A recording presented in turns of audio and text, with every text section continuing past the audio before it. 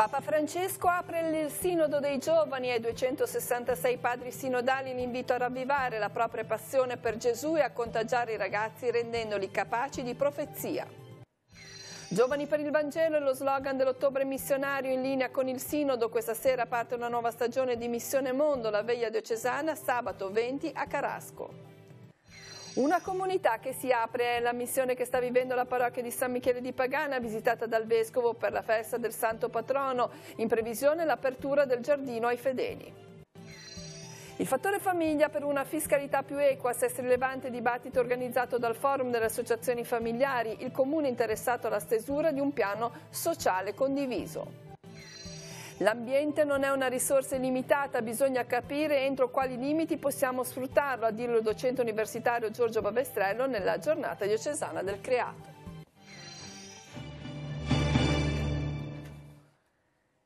Buongiorno a tutti, ben arrivati al TG13. Questa mattina Papa Francesco ha presieduto in piazza San Pietro la messa di apertura del Sinodo dei Vescovi sui giovani. Nell'omelia ha invocato l'azione dello Spirito Santo affinché i padri sinodali possano ravvivare la propria passione per Gesù e trasmetterla ai ragazzi. I lavori della 15ª Assemblea prenderanno il via nel pomeriggio e saranno improntati al tema Giovani, la fede e il discernimento vocazionale. L'auspicio di Francesco è che i partecipanti si mettano in ascolto gli uni degli altri per discernere insieme quello che il Signore sta chiedendo alla sua Chiesa. La sintesi nel primo servizio. È con una invocazione allo Spirito Santo che Papa Francesco apre il terzo sinodo del suo pontificato dedicato ai giovani. Presenti sul sagrato della Basilica Vaticana i 266 padri sinodali, a cui il pontefice chiede di ravvivare la propria passione per Gesù e contagiare i giovani per renderli capaci di profezia e visione, senza farsi soffocare dai profeti di calamità e di sventura. Francesco pensa ai padri venuti da tutte le parti del mondo e si commuove citando i due vescovi della Cina continentale che per la prima volta possono partecipare ad un sinodo. Diamo loro il nostro caloroso benvenuto.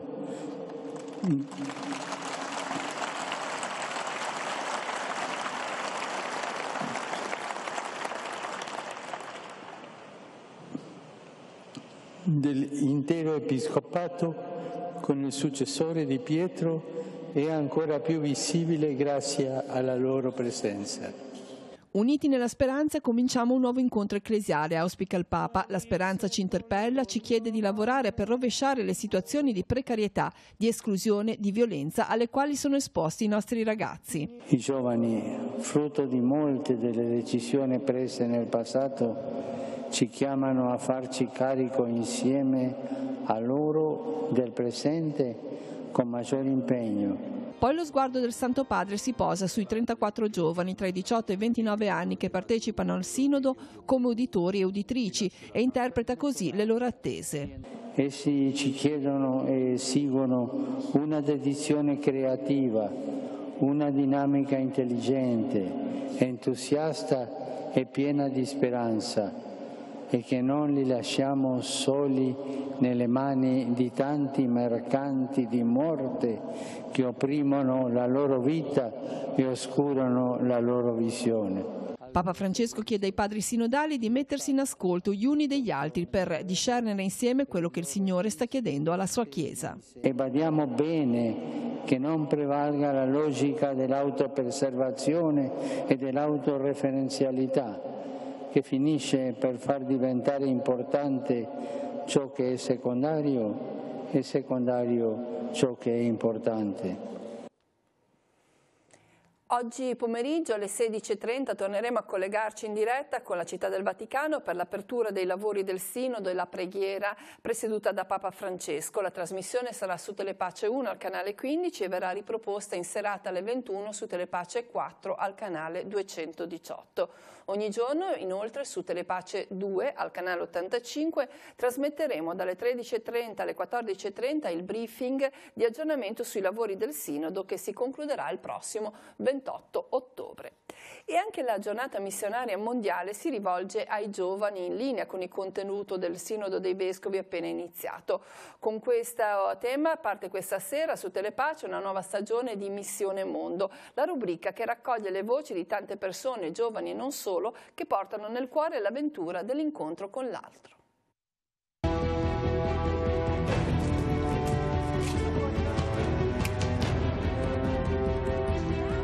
Siamo all'inizio del mese dedicato allo spirito missionario della Chiesa. Quest'anno la riflessione si intreccia con l'apertura del Sinodo dedicato ai giovani. Il titolo della giornata missionaria mondiale del 21 ottobre infatti è Giovani per il Vangelo.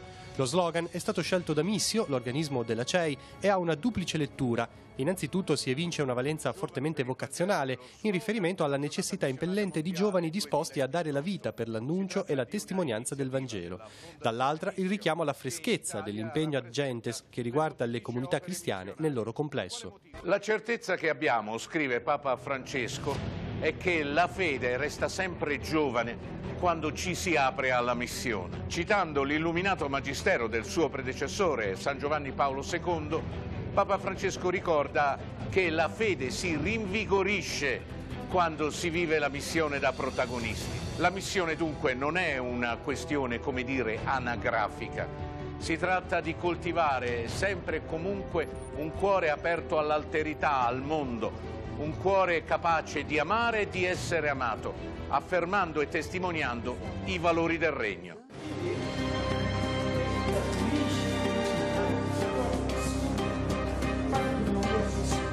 Come sempre, la Fondazione Missio ha realizzato un documentario che aprirà la nuova stagione di Missione Mondo, in onda a partire da questa sera sul canale 15 di Telepace, tutti i mercoledì in prima serata. Condotto da Don Siriac e Bigirimana, quest'anno la rubrica spazierà da un campo lavoro estivo di giovani in Costa d'Avorio, alle operazioni di Medici Senza Frontiere in Afghanistan, dalla Siria a Cuba, al Burundi, al Centrafrica e molto altro ancora. E a proposito di missione che non ha età, racconteremo la storia di una signora di Lavagna di 84 anni, volontaria per un mese in Burundi. Ricordiamo in diocesi l'appuntamento con la veglia missionaria diocesana che si terrà nella chiesa di Carasco sabato 20 ottobre alle 21. A tenere la riflessione Don Paolo Bacigalupo, da un anno rientrato da Cuba, che affronterà il tema Imparare dalla missione. La festa del Santo Titolare ha richiamato molti fedeli nella chiesa di San Michele di Pagana a Rapallo. La messa è stata presieduta dal Vescovo. All'inizio di settembre, lo ricordiamo, Monsignor Tanasini ha nominato Don Paolo Zanandreis amministratore parrocchiale. Da tempo la comunità sta mettendo in pratica una delle linee emerse dall'Assemblea Sinodale di giugno, ovvero l'apertura. Da una posizione privilegiata abbraccia il golfo e le comunità, un'apertura fisica che la parrocchia di San Michele di Pagana da qualche tempo sta riscoprendo come missione pastorale. Per la festa del Santo il Vescovo ha proprio ricordato una delle linee guida dell'Assemblea Sinodale, la comunione fraterna come testimonianza del Vangelo. Nessuno di noi è autorizzato a chiudersi su se stesso, che è un pericolo molto attuale. Le nostre comunità spesso cadono in questa tentazione di autonomia, di distacco dagli altri, di presa di posizione addirittura nei confronti di altre comunità cristiane. L'invito ad aprirsi è un percorso che per i fedeli di San Michele di Pagana è già iniziato con risultati che fanno sperare. Abbiamo aperto le porte della Chiesa e ci sono le persone che hanno desiderio di aprirsi e quindi vengono qui a tenere la Chiesa aperta. È il nostro primo modo per incominciare ad aprirci. La messa è stata animata dal coro, formato da parrocchiani appassionati, una ventina, che negli ultimi mesi hanno messo il loro entusiasmo a disposizione della comunità. E questa è la cosa che più mi piace dire, che nonostante la fatica e chi può e chi non può, c'è molta unione. In questo momento siamo molto felici perché il risultato c'è stato. Oggi è stata una bella festa. E poi ci sono i bimbi come Andrea che danno una mano a Don Zanandreis. Da quanto tempo vieni qui? Da un anno e faccio il chierichetto. La chiesa intanto recupera l'antica luce. Quest'anno sono state restaurate 3 opere del Maragliano e una di Bernardo Castello. Lavori in corso per la pala d'altare del Grechetto, copia dell'Adorazione dei Pastori. Altre opere si stanno impostando dei preventivi per la facciata, per le parti esterne della chiesa, e successivamente si penserà anche al giardino per farne un luogo di accoglienza anche per le altre realtà locali.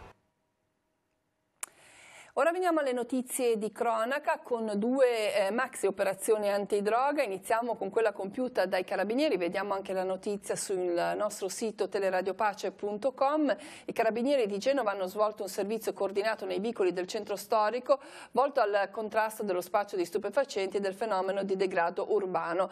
30 i militari che sono stati impegnati in via Previa del Campo, via Sattoripa, piazza Fossatello. Nell'ambito dell'operazione si è proceduto a 4 arresti e una denuncia a piede libero per spaccio di stupefacente. Sono stati segnalati all'autorità amministrativa 10 assuntori di droga. Inoltre, durante i controlli agli esercizi commerciali sono state comminate 4 sanzioni amministrative per un totale di 15.600 euro e sequestrati 12 kg di alimenti di provenienza estera non tracciata. È stato chiuso un locale in quanto il titolare è risultato sprovvisto di permesso di soggiorno. L'intervento dell'arma ha consentito di sequestrare 300 grammi di hashish e di eroina. Un'altra operazione analoga è stata condotta invece dalla Guardia di Finanza sempre a Genova e ha condotto all'arresto di un trafficante. L'operazione dei finanzieri che hanno arrestato in flagranza di reato un 37enne straniero per detenzione di stupefacente e sequestrato oltre 8 kg di cocaina. Le indagini hanno permesso di individuare il trafficante a Biassono, in provincia di Monza, Brianza, in procinto di trasportare la cocaina occultata all'interno di alcuni sacchetti contenenti generi alimentari contenuti in un trolley. Sono stati sequestrati anche un bilancino di precisione rinvenuto nella valigia e l'automobile dell'arrestato. La sostanza stupefacente complessivamente sequestrata, pari a 10.000 dosi, se venduta al dettaglio avrebbe permesso alla criminalità di guadagnare oltre 300.000 euro. La droga era destinata al mercato dell'Italia nord-occidentale. L'arrestato è stato associato alla casa circondariale di Monza a disposizione dell'autorità giudiziaria. La richiesta di una fiscalità che tenga conto dei reali introiti di una famiglia è da anni uno dei cavalli di battaglia del forum delle associazioni familiari. Piccoli passi in avanti sono stati compiuti, ma il cammino è ancora lungo. Recentemente si è svolto a Sestri Levante un seminario di approfondimento sul cosiddetto fattore famiglia. L'amministrazione comunale ha mostrato interesse verso questo strumento e anche alla stesura di un piano sociale condiviso. È un principio di equità quello che muove gli aderenti al forum delle associazioni familiari a portare avanti e promuovere l'applicazione del cosiddetto fattore famiglia. Lo strumento fiscale applicato all'erogazione di prestazioni sociali e sociosanitarie è stato oggetto di approfondimento a Palazzo Fasce di Sestri Levante. Il fattore famiglia può essere utilizzato per calcolare il reale reddito disponibile di una famiglia nel valutarne possibili concessioni, scontistiche o quant'altro nell'accesso ai servizi, ad esempio. Stessa cosa la fa l'ISEE, però l'ISEE ha un problema, non rappresenta il reale carico familiare, quindi l'ISEE è uno strumento non adeguato a fare questo. Il fattore famiglia è stato studiato apposta per rappresentare il reale carico familiare e quindi in base a questo uno è in grado di accedere ai servizi a costi agevolati o no, a seconda di come risulta il carico familiare ovviamente, ma non solo, ma addirittura a livello anche nazionale fiscale potrebbe consentire, se venisse utilizzato questo strumento, di pagare le tasse in maniera più equa. L'attuale amministrazione di Sestri Levante, in fase di campagna elettorale, aveva mostrato interesse per le proposte mosse dal locale forum delle associazioni familiari, improntate all'esigenza di una fiscalità che favorisca lo sviluppo di nuclei familiari e sostenga quelli numerosi. L'attenzione è concentrata non solo sull'ISEE, ma anche sul piano sociale condiviso. Prevede la partecipazione della comunità alle scelte che poi un'amministrazione va a fare, che comunque deve sempre confrontarsi e soprattutto seguire le indicazioni di chi vive il proprio territorio. Il fattore famiglia cosa comporterebbe per i cittadini? Quale vantaggio? Sicuramente un quadro più realistico della loro situazione economica, del loro potere economico, e questo naturalmente andrebbe a avere un impatto sulle rette e sui servizi che vengono offerti alle famiglie. Ora un approfondimento che riguarda tematiche ambientali. Durante la recente giornata del Creato che si è celebrata quest'anno a Sestri Levante c'è stato l'intervento del professore di biologia marina Giorgio Bavestrello, che ha illustrato alcune delle conseguenze più tangibili dell'inquinamento umano all'ambiente marino. L'ambiente non è una risorsa illimitata. Noi lo possiamo sfruttare, ma entro certi limiti. Dobbiamo capire quali sono questi limiti e trovare il modo di non superarli. Questo il monito di Giorgio Bovestrello ai presenti nella chiesa di San Pietro in Vincoli. L'intervento del professore ha riguardato principalmente i cambiamenti che in questi decenni sono avvenuti nel nostro mare, indagando quali possano essere state le cause, dal riscaldamento climatico fino all'impatto diretto delle comunità costiere. I cambiamenti sono stati veramente molteplici e a tantissimi livelli. Prima di tutto sono cambiate le comunità di animali, perché molte specie di pesci, ma anche di invertebrati che una volta vivevano in acque meridionali, ora trovano le condizioni adatte per vivere anche all'estremo nord del Mediterraneo, dove si trova per l'appunto il Mar Ligure e Portofino.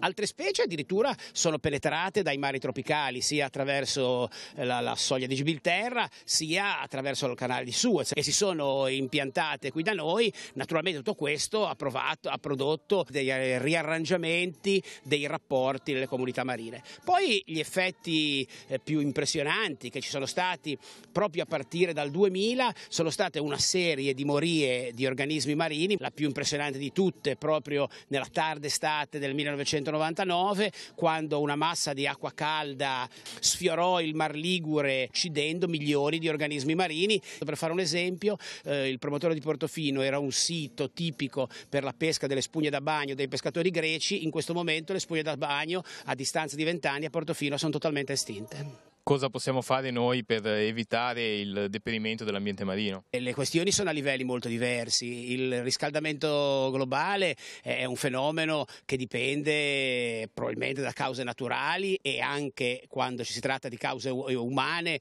sono questioni che devono essere trattate a livello sovranazionale. Però noi possiamo fare molto invece per quello che riguarda le cause prossime. Molti dei nostri comuni costieri, per esempio, ancora sversano in mare liquami non trattati, oppure che della pesca ha raggiunto livelli probabilmente non sostenibili. Quindi insomma su queste cause più prossime chiunque di noi può intervenire, così a livello più locale fino a livello personale.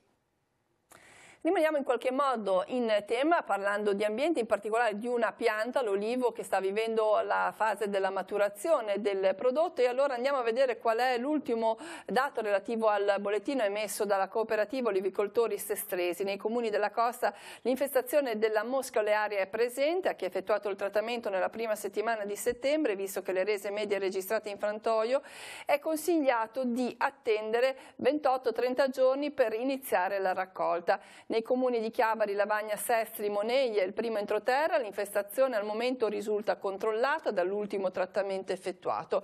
In Val Fontanabuona e Val Graveglia, al di sotto dei 200 metri sul livello del mare, la situazione è sotto controllo, mentre al di sopra dei 200 metri è consigliabile effettuare un trattamento larvicida e successivamente, attendendo i tempi di carenza, avviarsi alla raccolta.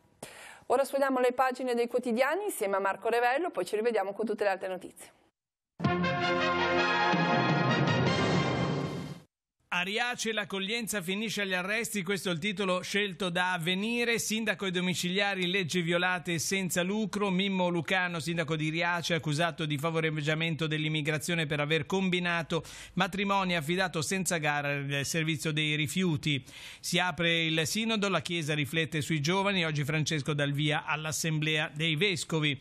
E poi il governo contro tutti, Europa, mercati e tecnici, lo spread tocca i 300 punti di Maio, nuove coperture per ridurre il debito. E poi c'è una riforma costituzionale in vista, meno parlamentari e referendum, la riforma voluta da Movimento 5 Stelle e Lega. E poi Iran, messa a morte una sposa bambina, uccise il marito. Il garante, ecco i diritti dei figli separati, amore e rispetto. Vediamo all'interno di Avvenire, i figli nelle separazioni hanno diritto, ecco quale, amore e rispetto nella carta del garante, 10 punti per rimettere al centro i piccoli. Il decalogo redatto grazie all'apporto di una commissione di esperti e della consulta dei ragazzi. Sarà appeso in tutte le scuole e nei tribunali. Veniamo al secolo XIX, il nodo commissario diventa più intricato, spunta anche Curcio, si tratta di Fabrizio Curcio, ex capo della protezione civile. Gemme più lontano, cresce anche il nome di Bucci, un test chiave nell'inchiesta dice che Autostrade aveva le informazioni necessarie per chiudere il ponte. E a proposito di ponte, del crollo del ponte Morandi, Genova 52 giorni dopo ripartono tutti i treni. appunto in questa zona. Poi Rapallo, la Lega corre da sola e per il sindaco candida Puggioni. Portofino chiude il pitosfero, simbolo di un'epoca. Veniamo nel Levante, infortuni sul lavoro, oltre 1500 episodi da gennaio a oggi, quasi 6 al giorno. Gli ispettori assicurano numeri in calo rispetto al passato. Il 15 marzo incidente mortale a Carasco, vittima un artigiano, dove si verificano i rischi maggiori nell'edilizia, nella cantieristica, i settori adesiaci e servizi. Cantiere edile nel mirino, più esposto chi fa fatica. Sempre dal secolo XIX, nelle pagine del Levante, il liceo Luzzati colora il giardino della memoria. Prende forma dopo 3 anni di attesa il progetto di valorizzazione e abbellimento del muro dei fucilati all'interno del cimitero. 23 partigiani che furono fucilati dai nazifascisti tra il 44 e il 45, i loro nomi verranno ricordati sui pannelli.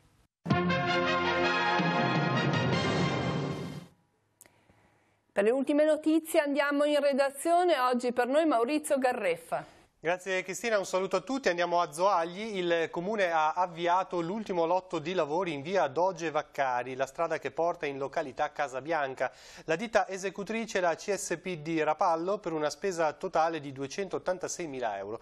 L'intervento permetterà a residenti e turisti di raggiungere un importante punto di interconnessione, ma anche una delle zone più panoramiche. Inoltre, durante l'ultimo Consiglio Comunale è stata approvata la convenzione tra Comune e Regione per avviare la gara relativa ai lavori di via Castellaro, di cui avevamo parlato alcune settimane fa. Si tratta della strada ad anello che gira attorno alla Galleria sull'Aurelia. È tutto, a te Cristina. Bene, grazie. Abbiamo ancora una notizia. Il nuovo circolo fotografico Chiavarese F11 organizza un corso base di fotografia digitale. Gli iscritti saranno seguiti da 3 tutor che seguiranno una innovativa metodologia di insegnamento. Il corso si articolerà in 12 lezioni serali, 3 uscite fotografiche dal 9 al 22 di ottobre al 22 di gennaio. Per informazioni ci si può rivolgere all'indirizzo mail che vedete in sovraimpressione e che trovate pubblicato sul nostro sito teleradiopace.com. Ed è tutto per quanto riguarda il TG13, l'informazione ritorna questa sera alle 19.15, alle 20.30 e 22.45 con Tigullio Oggi. Grazie a tutti dell'attenzione e buon pomeriggio.